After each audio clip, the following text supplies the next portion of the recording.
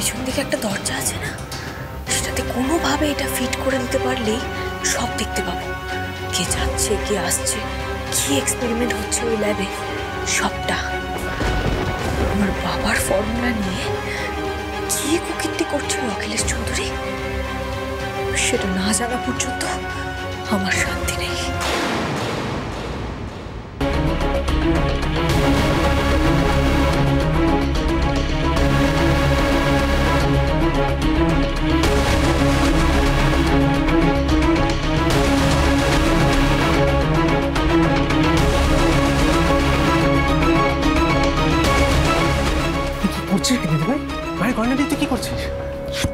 তোকে দরজার দিকে খেয়াল রাখতে বলেছি তো, কেউ আসছে কিনা ভালো করে সেটা নজর রাখ।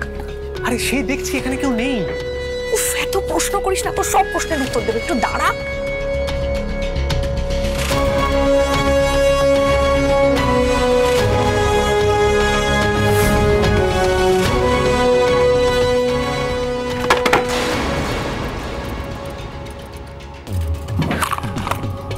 কি একটা আওয়াজ হলো মনে হলো।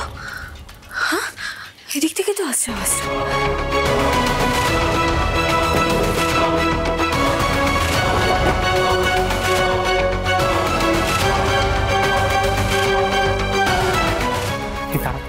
তুই আগে আমাকে বল, এখন কি করছিস?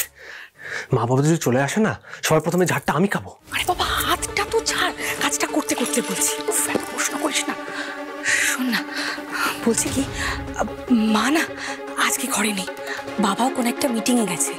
দুজনের ফিরতে অনেকটা রাত হবে, আমাদের হাতে অনেকটা সময়। আর এই সময়ের মধ্যে কিছুক্ষণের জন্য হলেও অন্তত আমরা গেস্ট রুমটা ফাঁকা পাবো, রাইট? মানে কম্পাস তো সারাক্ষণ আর ওই রুমের মধ্যে বসে থাকবে না, তাই না? হ্যাঁ তো